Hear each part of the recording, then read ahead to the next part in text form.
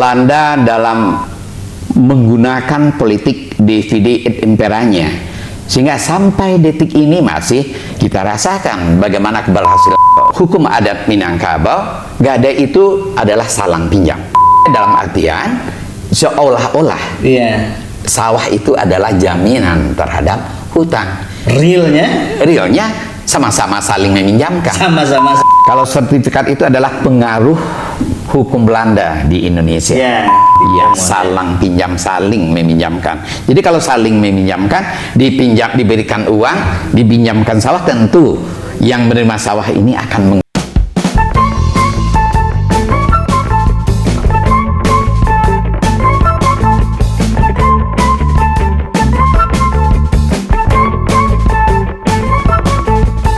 Warahmatullahi wabarakatuh.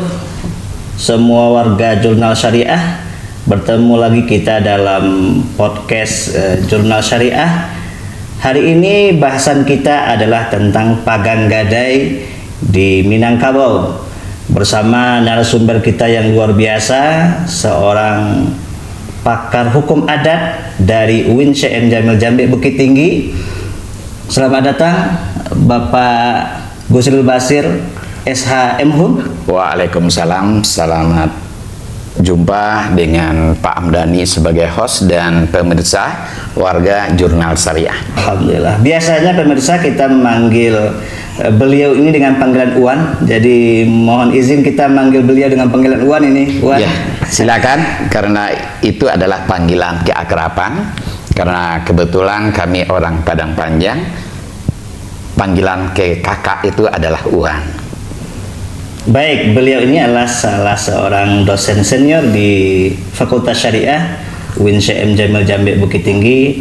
Memang pakar dalam hukum adat tentang pagang gadai di Minangkabau atau pagang gadai di ranah Minang. Kita lihat dulu, Wan, kenapa bisa pagang gadai itu namanya itu? Memang kalau kita lihat dari istilahnya, ini sangat erat kaitannya dengan budaya Minangkabau.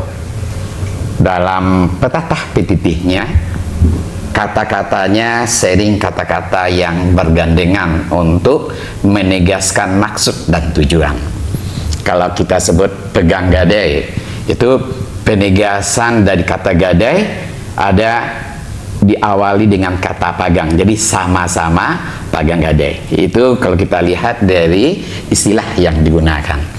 Namun yang perlu disampaikan pada warga Jurnal Syariah pada kesempatan ini, yang pertama sekali kita dari sudut pandang hukum adat Minangkabau ingin menjelaskan kepada pemirsa seluruhnya apa yang menyebabkan sampai hari ini masalah pagang gadai ini sering menjadi persoalan dalam masyarakat kita Minangkabau, yang ujungnya ada yang mengharamkan, ada yang membatalkan, dan segala macamnya. Kita kan lihat kalau dalam di luar Minangkabau itu kan kita mengenal istilah gadai saja. Iya. Nah, kenapa harus ada pagangnya itu gitu? Nah, apa simbol dari pagangnya itu? Nah, seperti yang sudah disampaikan tadi, dalam istilah Minangkabau itu dia menggunakan penamaan terhadap sebuah fakta. Dia ingin mempertegas. Dia ingin mempertegas gadai itu sebetulnya sudah dipegang juga. Cuman dengan adanya kata pagang di awal gadai itu semakin kuat, saling berpegangan. Oh, jadi memang pegang nih. Iya, pegang. Itu asal katanya. Jadi barang yang digadaikan itu dipegang oleh orang yang memberikan gadai, yang memberikan gadai. Orang yang memberikan gadai, yang memegangnya. Yang menerima gadai atau yang memberikan gadai? Yang memberikan gadai. Yang memberikan gadai itu adalah orang yang memiliki uang. Nah, orang yang memiliki uang memberikan gadai. Nah, ini memang sangat tergantung dari kebiasaan yang dipakai di nagari-nagari. Kita mengenal adat nan salingka nagari. Ada salingka nagari. Ada nagari yang memahami pagang itu adalah orang yang memegang sawah. Orang yang Iya, memegang sawah itu orang yang punya uang berarti. orang yang punya Uang. orang yang punya uang. Nah, ini memang sering juga berbeda sudut pandang. Tapi yang penting kita kan paham substansinya. Substansinya Iya. kira seperti itu. Nah, di mana kira-kira yang sering menjadi perdebatan? Ini kan sudah menjadi perdebatan para ulama kita juga bahkan dulu seperti itu, Wan. Iya. Pagang Gadai itu merupakan istilah yang sudah dipengaruhi oleh kekuasaan Belanda. Kalau istilah aslinya adalah salang pinjam. Salang pinjam. Salang pinjam. Jadi saling pinjam meminjamkan itu istilah gitu. aslinya. Satu menyalang, Yang satu meminjam. Nah, ini luar biasa ini. Nah, ini yang perlu Warga Jurnal Syariah. Jadi sebelum Pagang Gadai itu namanya salang salang pinjam. Iya. Kita lanjut, Wan. Nah, kemudian warga Jurnal Syariah memahami bahwa ketika Belanda menjajah Indonesia, Belanda menggunakan politik. Nah, mungkin warga masih ingat Divide et Impera. Nah, maksudnya adalah mereka ingin memecah belah. Dalam hal ini, memecah belah struktur sosial, memecah belah sistem sosial yang ada. Struktur dan sistem sosial. Ya, sistem sosial yang ada, khususnya di Minangkabau. Ini sangat dirasakan sekali keberhasilan Belanda dalam menggunakan politik Divide et Imperanya, sehingga sampai detik ini masih kita rasakan bagaimana keberhasilan itu. Saya sudah mengikuti beberapa kali seminar tentang melihat kedudukan Pagang Gadai di Minangkabau. Iya. Nah, memang sulit kalau katakan seperti Pak Mdani sebagai ahli agama untuk bisa memahami Pagang Gadai itu tanpa mengatakan ini perbuatan yang sudah salah. Itu juga kita lihat dalam peraturan perundang-undangan negara Republik Indonesia, khususnya Undang-Undang Nomor 56 PRP tahun 1960, undang-undang yang tentang pembatasan pemilikan tanah oleh warga negara Indonesia. Jadi ada 3 segmen yang perlu kita satukan dalam melihat Pagang Gadai ini. Apa saja itu, Wan, yang 3 itu? Yang 3 itu ada hukum adat Minangkabau, ada agama Islam, ada undang-undang nasional. 3 itu harus Kita satukan Kita satukan. pandangannya. Kalau kita lihat di dalam kitab undang-undang hukum perdata atau Burgerlijk Wetboek, itu pasal 1150 sampai 1160 yang mengatur tentang gadai. Nah, di dalam pasal 1150 dijelaskan apa itu gadai. Nah, kita tidak membacakan isi undang-undangnya, tapi kita ingin bacakan substansinya. ya, apa substansinya itu, Wan? Iya, bahwa gadai yang ada di dalam BW itu berasal dari kata dalam bahasa Belandanya pan. Pan, ya. Pan, ya. Kita terjemahkan dalam bahasa Indonesia adalah gadai. Gadai di dalam BW itu adalah jaminan terhadap hutang. Yang dijaminkan itu itulah benda-benda yang bergerak. Benda-benda yang bergerak. Benda-benda yang bergerak itu di dalam BW. BW. Itulah undang-undang yang diberlakukan di Indonesia. Semenjak tahun Iya, semenjak Belanda mulai memberlakukan hukum-hukum Belanda di Indonesia berdasarkan azas konkordansi pada tahun 1870-an. Iya. Nah, Belanda sengaja mengacaukan sistem sosial masyarakat Minangkabau pada khususnya dan sistem sosial bangsa Indonesia pada umumnya. kita melihat yang menjadi permasalahan dari Pagang Gadai itu kan pemanfaatan sawah ini, objek gadai ini Iya. oleh pihak yang menerima gadai atau orang yang meminjamkan uang. Iya, Gitu. iya. Itu yang menjadi perdebatan di kalangan para ulama-ulama kita, Wan, gitu. Iya. Seperti apa itu? Nah, jadi kembali lagi, orang Minangkabau sangat terkenal dengan kehidupan yang agamais, 100% beragama Islam. Nah, Belanda mempelajari itu. Nah, ketika Belanda melihat salang pinjam, kalau salang pinjam masing-masing saling meminjamkan. Saya pinjamkan uang, Anda pinjamkan saya. Ini adalah tanah. Nah, kenapa salang pinjam? Nah, dia saling memberikan. Dia saling memberikan. Itu yang diberikan itu biasanya ukurannya berkeseimbangan. Seimbang, ya, seimbang. Nggak ada yang tidak seimbang, rata-rata seimbang. Ini sangat dipengaruhi oleh adat dan selingkah nagari. Ada yang menggunakan rupiah emas, ada yang menggunakan padi dan segala macamnya seimbang. Nah, jadi pada prinsipnya dalam hukum adat Minangkabau, gada itu adalah salang pinjam. Nah, oleh pemerintah Belanda dialihnya. Seolah-olah barang dalam hal ini adalah sawah merupakan jaminan terhadap hutang. Nah, merupakan jaminan terhadap hutang. Padahal dia bukan jaminan hutang. Bukan jaminan sebenarnya terhadap hutang, ya, bukan jaminan terhadap hutang. Kalau jaminan terhadap hutang seperti PAN yang diatur di dalam Borgalik Wetbook atau Kitab Undang-Undang Hukum Perdata. Ketika Pak Hamdani tidak bisa membayar hutang, saya akan jual barang yang menjadi jaminan. Tapi ini kan tidak. Seandainya dalam salang pinjam, ketika sawah itu belum bisa, yang memegang sawah itu belum bisa membayar hutang, maka hutangnya, bukan hutangnya, tetapi uang itu kan bisa dialihkan ke tempat yang lain. Jadi dia bukanlah jaminan. Salang pinjam ini, Wan, kan dia saling berkaitan ini. Kalau tidak ada menyalang, tak mungkin dia akan meminjam.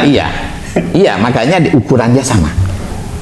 Nah, oleh Belanda dialihkannya, bukan salang pinjam, tapi pagang gadai. Iya, pagang gadai dalam artian seolah-olah sawah itu adalah jaminan terhadap hutang. Realnya sama-sama saling meminjamkan. Sama-sama saling meminjamkan. Iya. Atau itu hanya elah saja itu, Pak? Nah, kalau kita elah, tentu kita akan lihat hakikatnya. Nah, itulah yang dikatakan ketika Belanda melihat ini kesempatan untuk mengadu domba masyarakat Minangkabau, betul-betul dimanfaatkannya. Nah, sebelum 1830. Nah, 1830 saya menandai dari hasil penelitian, itu istilah yang digunakan di masyarakat Minangkabau adalah salang pinjam. 1930. Oh iya. 1930 itu istilah yang digunakan adalah salang pinjam. Nah, saya bisa menarik benang merah. Kenapa setelah 1930 terjadi perubahan? Nah, terjadi perubahan. Nah, ini benang merahnya begini. Mungkin warga jurnal syariah masih ingat Belanda pernah menggunakan politik etis di Indonesia ketika kita dijajahnya. Politik balas budi. Politik balas budi. Politik balas budi ini memberikan kesempatan kepada putra-putri Indonesia dalam golongan-golongan tertentu, diantaranya anak-anak bangsawan, untuk diberikan kesempatan pendidikan tingginya ke Belanda. Dalam hal ini adalah Universitas Leiden dengan beasiswa dari pemerintah Belanda. Nah, misalnya warga jurnal syariah masih ingat Bung Hatta, Sultan Syahrir, Mr. Supomo, Haji Agus Salim. Itu kan orang-orang yang diberikan fasilitas oleh Belanda untuk mendapatkan pendidikan tinggi.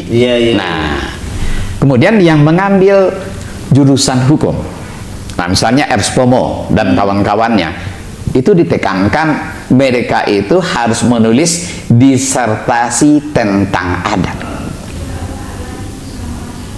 Atau mungkin nggak seperti ini, Wan? Karena saya basicnya hukum Islam juga ya. Kita coba combine nanti, kan. Kalau sekarang itu yang menjadi agunannya, jaminan hutangnya kan sertifikat tanah. Kalau kita gadaikan sawah kita ke bank, yang diminta oleh bank itu kan sertifikat. Sehingga dia tidak butuh lagi sawahnya. Sawah itu tetap dikelola oleh si pemilik sawah. Iya. Nah, ruh dari sawah itu adalah sertifikat. Iya. Nah, saya melihat ketika dulu nenek moyang kita, angku-angku kita, tuan-tuan kita dulu itu kan tanah itu kan nggak ada sertifikat. Nggak ada. Nah, kalau nggak ada sertifikat, terus apa yang akan dipegang sebagai jaminan oleh orang yang punya uang? Karena sertifikatnya nggak ada, makanya sawah itulah yang dipegang oleh si memberikan pinjaman gitu. Nah, dijadikanlah elahnya itu ialah salang pinjam. Kalau sebagai contoh, saya meminjamkan uang kepada Wan 100 juta, Iya. atau 100 emas, Iya. ya, uang meminjamkan juga kepada saya tanah sekian Seharga. seharga 100 emas Iya. itu gitu. Iya. Apakah mungkin seperti itu, Wan, itu? Ya, Karena memang sertifikat nggak ada, ya udah sawahnya saja yang dipinjamkan gitu. mungkin kalau masyarakat Minangkabau waktu itu berbeda ini Pak Hamdani. Kalau sertifikat itu adalah pengaruh hukum Belanda di Indonesia. Ya. Kenapa dikatakan pengaruh hukum Belanda di Indonesia? Atau hukum internasional juga sudah menggunakan asas itu. Terhadap benda-benda bergerak, bukti pemilikannya adalah selembar kertas berharga. Ya. Kalau tanah tentu sertifikat namanya. Itu dinamakan dengan wujud sifat yang abstrak dari kepemilikan.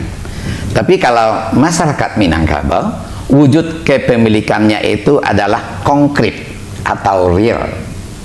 Siapa yang berada di atas tanah itu, dialah pemiliknya. Ini pengakuan yang didapatkan dari lingkungan. Nah, pengakuan yang didapatkan dari lingkungan. Jadi yang dimaksudkan dengan salang pinjam itu adalah saling meminjamkan. Iya. Tidak tersangkut apakah bersertifikat atau tidak. Iya. Nah, kalau yang sertifikat yang Pak Hamdani sampaikan oleh bank itu memang tanah itu sebagai jaminan. Ini bukanlah jaminan. Karena sekarang sudah ada sertifikat, Wan. Iya, ini bukanlah yang jaminan. dipinjamkan, yang dipegang oleh pemilik uang itu adalah sertifikat. Iya, itu Kalau dulu sertifikat belum ada, Iya. sehingga sebagai bukti seseorang sudah minjam kepada dia, mana buktinya? Ya udah ini, Iya. ini sawah Anda, ini sawah keluarga kamu dulu ini gitu. Iya. Ya, jadi kita berbeda azas dalam hal ini. Nah, kalau dalam pegang gadai dalam hukum nasional seperti yang digambarkan, begitu juga dalam bahasa Belanda itu sebagai jaminan. Iya. Ya, sebagai jaminan. Kalau ini bukan jaminan, saling meminjamkan. Salang Iya, pinjam. salang pinjam, saling meminjamkan.